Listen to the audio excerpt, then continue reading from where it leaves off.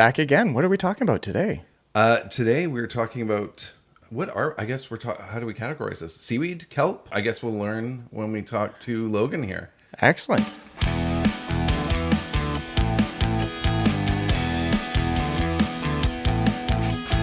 Welcome to the Edible Valley Podcast. We want to invite you as we embark on a culinary journey through the heart of Vancouver Island. From the fertile fields to the pristine waters of the Pacific Ocean. We'll explore the stories behind the food that nourishes us. Tune in to each episode as we deep dive into the flavors, the traditions, and the innovations that make this a true paradise. Now please join us as we explore our Edible Valley.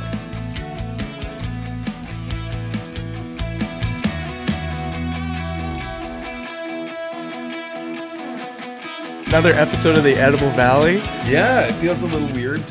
Will isn't here from a bit of a clerical error of mine. Mark on it. Feels weird. Oh yeah, I know. It with him. We got to bring that energy level up today. All right. So with us today we've got Logan Zeinert. Yeah. Zeinert. How are you doing, Logan? I'm great. Great. Yeah. And you come to us with a body of knowledge of kelp and seaweed and potentially food applications thereof. Yeah, I mean, I wouldn't say a body of knowledge, more like a couple of legs, but great. Yeah, like I've been in the aquaculture world for a few years now, and seaweed is one of the things that we're looking at North Island College, and they've been looking at it for a little while before I've started there. Yeah, it's pretty cool stuff. It's really interesting.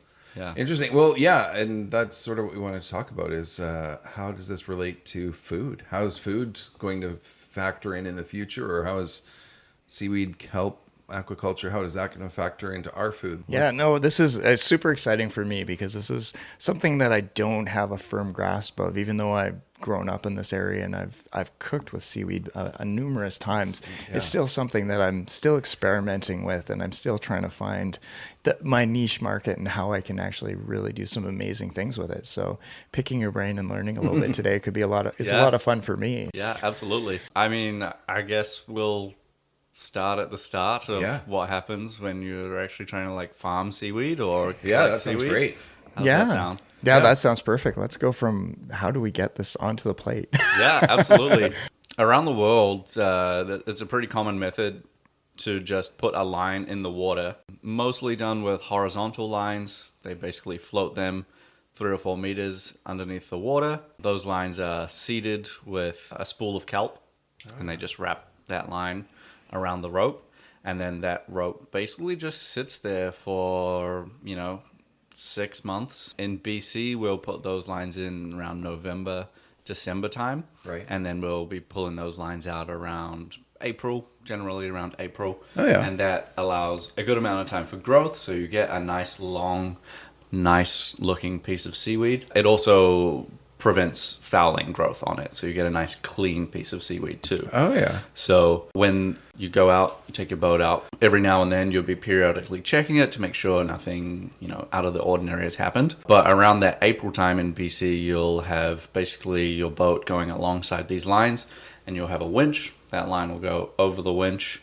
and you're just basically slicing off kelp. Really? And putting it in a tote and bring it back for processing. Interesting. And then, so when you're processing it, you're just sort of cleaning it or portioning it, or so there's a couple of different methods, I guess. I think the most common one around the world is it's cut off those lines and then it's just hung up to dry. Right. Often it's just hung outside, or people will do it kind of in like a greenhouse or just like a big shed, and they'll just leave it for 24, 48 hours to dry, and there's like a relative humidity that they're looking at getting it down to, right? And then that way it stores really well. The other options are like a more fresh approach. So it's harvested off those lines, it's brought back to like a processing facility, and for something like nori, it's kind of like swirled around in a vat and then shaped, dried, and you get your nori squares. Right. But for something fresh, quite often they'll take those fresh kelp blades and they'll blanch them. Oh yeah. And they go from like that kind of light browny, kind of like the tea color I Yes. have right here in front of me. So they'll go from like that tea color to a nice light green from that blanching, and that's like that traditional like. Oh, really? kelpy So it color. gets to that vibrant green from the blanching. Yeah, like a lot yeah. of the kelps that come out of the water are like that like light kind of tea brown color. Right. It doesn't look bad, but that light green is kind of more appealing. Yes. Well, yeah, like I have some wakame here, or what they use for wakame, and same thing. It's blows me away how this relatively dark and brown, when you make wakame salad, it's vibrant green. Yeah. Interesting. But that's where I come at it from. Is that I used to have a sushi food truck way back when. There's so many things that Japanese have always been using seaweed for. I mean, aside from nori, which is key in a lot of what I was doing, so is kombu, because I was making my own dashi all the time, and it's literally one of 3 ingredients, or one of 2 ingredients that goes into dashi is kombu and bonito flakes. Really, I like to add shiitakes, but that's just. Yeah. But yeah, so they seem to have harnessed it a long time ago, because that's deep in their culture, all that food, and we're surrounded by the same seaweed, but haven't really taken note of it. Yeah, and even here there's like some traditional use, Right. but very minimal compared to like what the Asian countries would be using it for. And like their harvest of seaweed is huge, and places like Canada or Australia are only kind of just getting in the groove of it, and Just it's sort of becoming waking up. like a real thing. Is there health benefit? Are there benefits to it? Like, Yeah. I would think that there would have to be. Yeah. Yeah, so in terms of like farming, you're putting something in the water and you're putting nothing else in the water. You're basically just putting it there and it grows. It's like That's- magic. right. So compared to, I guess, the big one is fish farming, where you're putting additives in the water Right. with even just like feeding your fish. You're adding Right. something to the water. Which The- includes labor, Yeah. end product, and yeah. Yeah, so for this, your labor is way less, but also you're just not adding any excess thing to the water. You're just leaving it there to grow. So Right. in terms of the environmental impacts, it's great. When you harvest it, and in terms of like the nutritional benefits, Yeah. it's also really, really good. Like it has a ton of micronutrients. Oh, in it. really? And yeah, and it's just like a fantastic end product. Right. And so would you liken it, and I'm not trying to put words in your mouth, but would you liken it to maybe other greens that we grow? Vegetables? Yeah, sure. Well, I'm thinking greens. I'm thinking like salads. I'm thinking, leafy greens. But like, would you use it the same way? Would you make salads of it? I think that it would probably, because of its hardiness, because of, it's got a bit of a, from John's perspective as a chef that's exploring, I would think that you could also use it in hotter dishes. You know what I mean? It's going to hold up. It's not going to break down like. I think greens it all might. depends on how you're using it. Yeah. That's a big thing. And there's Yeah. so many varieties of That's the other thing, seaweed right? out there that, Yeah. like it's not like one There's one weed. one weed that Yeah. does it all. Yeah. Yeah, and that's like the kind of the cool thing. Like there are a few that are very, very similar. So I know there's some people in Maine doing some harvest, and they have 2 different species they harvest. I was just watching a YouTube video the other day, and the lady was like, yeah, they just taste the same, but we use this for this and this for this. Oh, yeah? And so it's like 2 different uses for the same thing. Right. Right. Cool thing about it is, in addition to like the use that you guys might have, there's some like little fringe uses as well. Right. So you might not necessarily use it for food, but you can say like ferment it, and people have made beer and spirits out of it. What?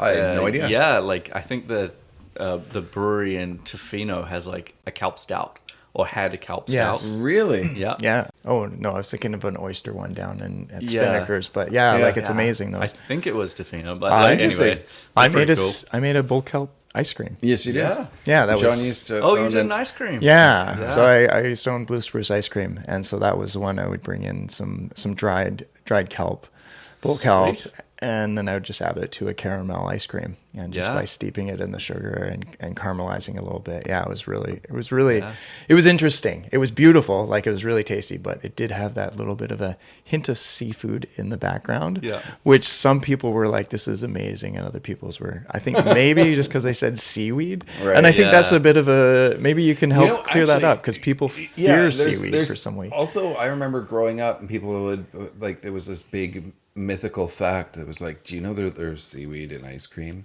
And I think that was because they were pulling something from, I want to say carrageenan, but that's exactly what it is is. it? Yeah, they were getting the extract from seaweed, and Yep. so people were making that.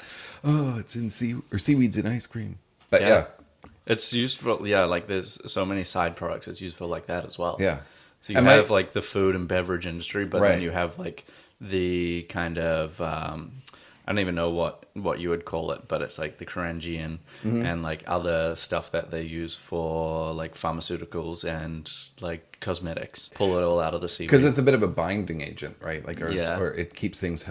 It's the holding agent that it holds that they get from it. Yeah, and my brother, and his partner, they're master gardeners. They just have the most impeccable garden. And one of the things he does every year, seaweeds his garden at the end of the year. Oh, okay. Yeah, turns a lot of seaweed into it at Yeah. the very end of the year. It's supposed to be really good for it. Right? Yeah, it's great compost. He said it's just fantastic. It helps everything grow so much. Yeah. So, yeah, there's all these other extra uses for it. I'm really curious to see if there's any current efforts like it. Are you seeing it in BC? Are things starting to wake up a bit? Are things starting to really embrace? Absolutely, the farms are definitely starting to wake up. So the farming side, people have pretty down packed. You know, like the methodology is there, the permitting applications from DFO are there, so you can go out and get, you know, an area that you would want to do and set it up and harvest it. I think the part where BC is lacking a bit here is the processing. Oh yeah, And post-harvest kind of stuff. So what do you do with it after you've harvested? Do you dry it? Do you wash it? Do you blanch it? Where do you do that? How close is that to the farms? Quite a lot of them are on the North Island, so where do you set up a place like this? Right. And that's where a lot of the research right now is looking at. Yeah. Where do you do this? How do you do it? What's the best way? Do you do it on a boat? Do you set up like something else? Do you have, you know, like some kind of mobile processing unit? Oh yeah. Do you dry them on site? So imagine you're like way up in, you know, like Central Coast having really great success.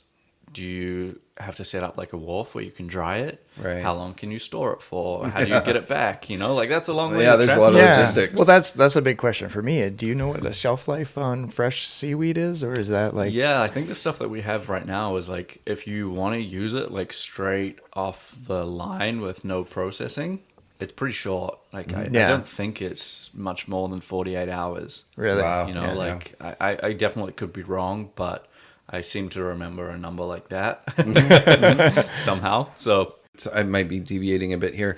As John touched on before, there's not just one seaweed. There's multiple types. What seems to be growing best or is best harvested in BC? yeah, I think most people are looking at sugar kelp. Oh yeah. Which I think is called Saccharina. I always get them mixed up. Like those Latin names. The ones that we have worked with are Saccharina alaria. Okay. Those are the two species that we work with around, quite a bit at North Island College. But I think the bull kelp is another species. And so for the layman, bull kelp is the one that's got the bulbous end Yeah. and the long tail. Yeah. Right. And then the others are the leafy green that you're talking. They're both like still long and like that laminate kind of Oh shape. yeah. Oh, like the one that's almost like a sheet. Yeah, yeah. Right. So that's the Saccharina. Okay. And then the Alaria has like a line down the middle. It's Alaria marginata. That's the easiest way to remember it. Right. Yeah. So it's almost like a leaf where it's got that Yeah, central. kind of like that central. Oh, yeah. thing. Okay. Yeah, I have to Interesting. thank Cosmo for giving me a tip on how to remember that one. Yeah.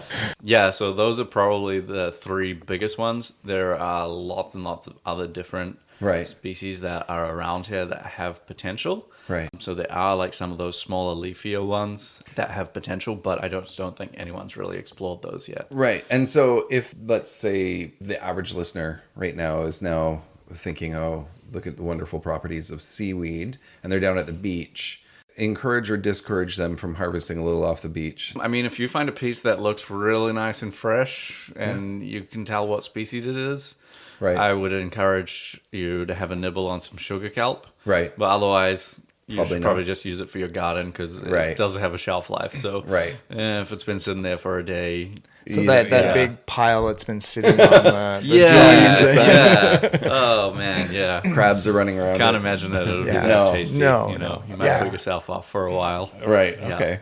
Well, Yeah. just to make sure that people aren't running down and filling their Yeah, pockets. I think if you know what you're looking for and you can like go down to, you know, like your local tide pool and find a couple of species of kelp and Yeah. you can probably, you know, like take it and, Yeah. you know, give it a shot. Do you know of any? Are there any sort of user-friendly resources that somebody could find online? I'm not forewarn you hugely that- familiar Yeah. with like a lot of the like cooking resources and stuff like that, especially for the species that we have around here. Mm-hmm. But you know, like there are like something similar to like a kelp chip or like something similar to a nori is really easy to make, and there yeah. are a couple of species around here. Top of my head, I know it starts with a P, but it's like Yeah. a similar genus to what you would find that they make nori with over in Asia. Oh, really? Yeah, like same genus, just a different species. So Right. very, very similar. And basically all you're doing is like harvesting it, taking it home, cleaning it up with some water, putting a little bit of oil on it, and then just baking it in the oven. Like, Or, sort of on like a how flat people sheet. make kale chips or Yeah, whatever. exactly. Interesting. Exactly. So you can make those really easily. I'm gonna try that out. Yeah. I love trying. I love experimenting. So I'm gonna try that Now, out for I'm sure. just wondering, do you need a fishing license or anything to harvest? Right, you seaweed mentioned in DC? DFO, Department of Fisheries and Oceans. I know Yeah. you're probably out of your field. But You're the scientist. You're not the. If you're doing like an actual farm, I know you definitely do. Yes. If you're doing like local harvest, I don't know. I don't want to get anyone in That would- trouble. that but would I be something definitely I say would- that we should check. yeah, Yeah. Google that one. And DFO, can I pick seaweed? Yeah. Well- Can I take this off the beach? Yeah. Yeah. Yeah. And I've been lucky in my career to experiment with seaweed over a bunch of times, and I did the Shellfish Festival. I did actually I've done it a couple times as the So bowl how of have you kelp. found? Well, I find the lifespan is difficult because you have to bring it in, and if you bring it in, you either have to dry it right away or you have to definitely blanch it, and then it gives you a little bit more life. I've done really well with bringing it in and doing lots of chutneys. So like bull kelp yeah. chutney, so Cool. dicing up the fronds and actually taking the whole bulb and mixing that down and cooking it because it's pretty fibrous. So, but a good long cook, it moistens it up. Yeah. And it goes beautifully with nice seared halibut. So, but yeah, and then doing broths are always a beautiful because just releasing some of those flavors into it, especially from dried seaweed, is always beautiful. Yeah. I'm like thinking now, why am I not doing that at work right now? Is that not on the menu? Yeah, well, like I say, with everything that I did with Japanese cooking or Japanese food, dashi. I mean, it's more than just it's more than just useful in soup. I do it like as a poaching liquid for fish, and agadashi is one of my kids' favorites. Where tofu in literally in that dashi broth, but like I use kombu in so much of what I do for Japanese cooking. I think we're using it also in a pea puree, actually. Oh, Use yeah. a Okay. little seaweed in our pea puree just to give it add that little bit of saltiness and little sea-ness to Yeah, it. so I'm when this episode started to form, I got really excited. I realized that we're on the horizon, or it's on the horizon, where we're going to start embracing using different seaweeds, and I'm really excited to see where things go. So Yeah. what's your journey now? Where do you go with Well, this? I was going to say, what got you into this journey? What got you into seaweed? I mean, I've always kind of been interested in aquaculture ever since I did my undergraduate degree. Something about the way that my prof talked about it, like really kind of like just started springing ideas into my head of like what people can do. And, so I've always been interested in that kind of stuff. And then I ended up doing my master's in Newfoundland on sustainable aquaculture. I actually worked with crabs, which is another hilarious story. But I did so much reading on seaweeds because these crabs were herbivorous that I kind of got interested in that. And then I started this job at North Island College, and a whole lot of it is to do with seaweed. So Right. now I'm kind of like in this seaweed world.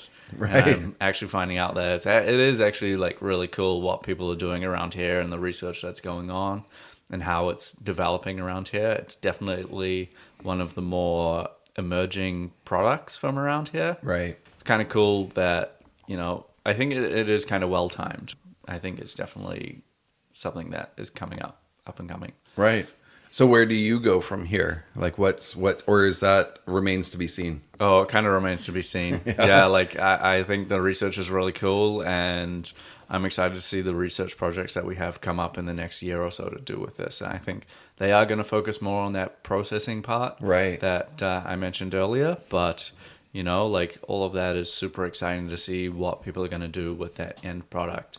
I'd love to see some more ice creams. Well, it sounds spirits, it sounds like that. If we get that processing solved, the issue and the logistics of that, then it seems like all of a sudden the product's going to be much more abundantly available to people of the coast and on the island. Yeah, absolutely. I think the other cool thing is that, I think there was some kind of statistic that, over 90% of seaweed products are imported into North America.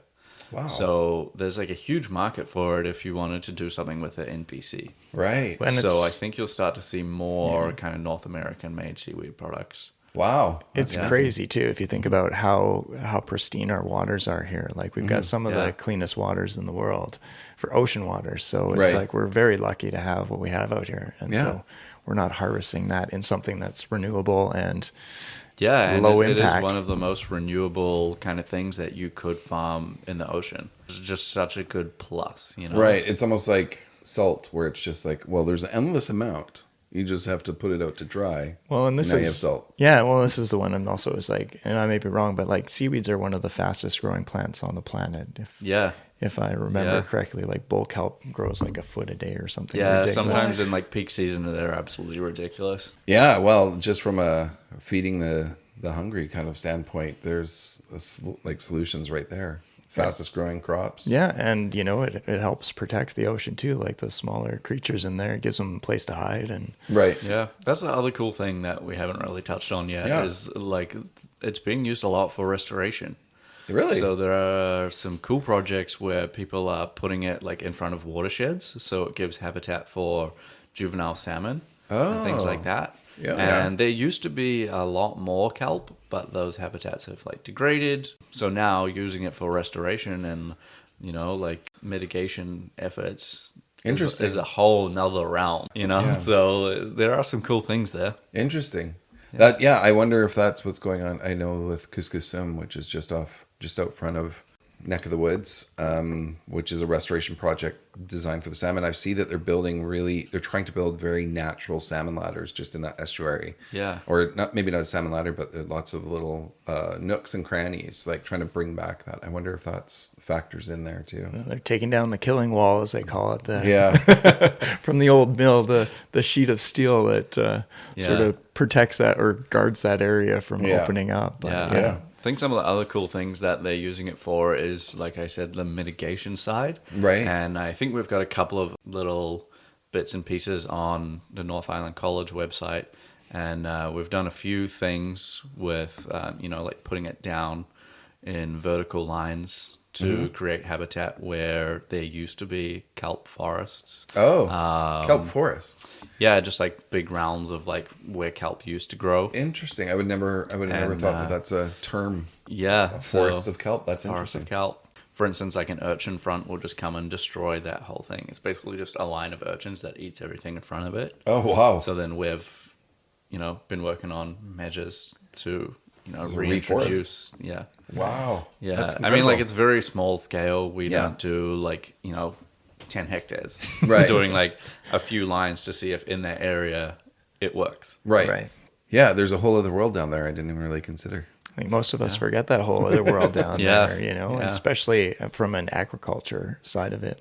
How do we best use our oceans? Yeah, and that's a really important debate that's going on right now. There's definitely two sides to that story. Do we keep going with what we're doing with salmon because it's already established?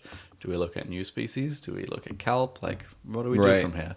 I've also, and I'm not trying to be controversial to anybody out there that's listening, but I've also heard or read rather, and I don't know if it's dubious or whatever, but I can see some merit in it. But I've heard some people saying that farming seaweed in the future is actually going to help us reduce climate change, partially just in the fact that literally the surface of the ocean, which is reflective and what have you, if you have the seaweed beds or the seaweed just below the surface, it's actually going to diffuse and reflect some of that sunlight that we're getting in. It can bring us down by 2 degrees, they said, if what properly used. Yeah, I haven't seen that recently. No, I haven't seen it either. Cool. And like I said, I hesitated to throw that in there, but Yeah. it's just one of those things that I'm going to look into more now that you've got me thinking seaweed. Yeah, I think the one that's really up for debate with kelp right now is how much it helps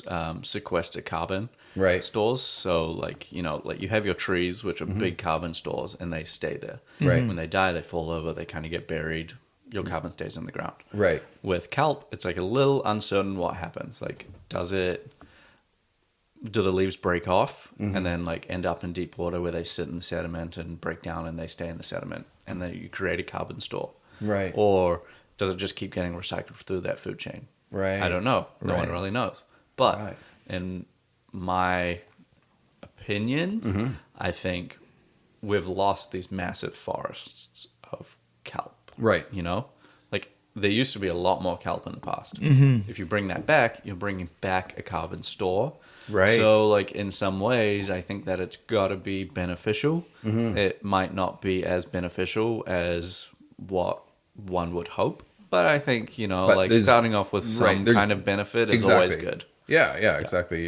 You're moving towards the right direction, whether it's the solution or just part of the solution. It's still part of it. Yeah. I think the really interesting thing is you're starting from like a bottom-up effect. So you're fixing something at the bottom, and hopefully as things move up the food chain, you'll have more of a benefit up the food chain as well. Right. So you'll increase habitat for those smaller things that like the bigger fish eat, and then the bigger fish eat the bigger fish, et cetera, et cetera. So if you help that kelp habitat, you might help other habitats and other groups of animals by just planting kelp. Interesting.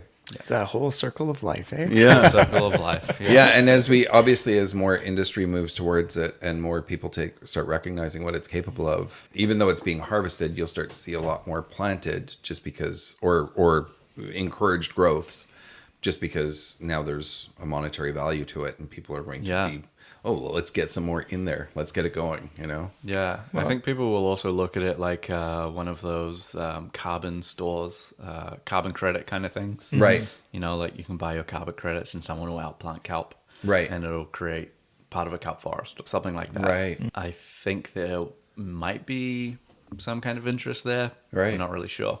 Fantastic. Yeah. That's great. Well, this has been extremely informative. I've learned a lot, and there's a lot that I'm now going to go read up on. I'm getting a little hungry myself, actually, too. Which is, I think, the first time I've ever gotten hungry thinking about seaweed. I've got some nori sheets over there. Oh, we can nibble on those. We should be nibbling on those right now. Yeah. Well, and I feel like it's one of those things that's going to start creeping onto menus in the near future. Like a lot more places are going to start embracing it and start using it a lot more places. I mean, it's basically, as you're saying, it's that availability and being able to, once it's in the market and traveling, and you're seeing things in the market going a little crazy right now, and things we used to get are disappearing and harder to get your hands on, and the prices are going up and up. And so, having something that's right outside our door. Yeah. And generally speaking, menus reflect products that people can, or the restaurant or the chef can get on a continual, reliable basis. And as soon as that supply chain's there where it's continual and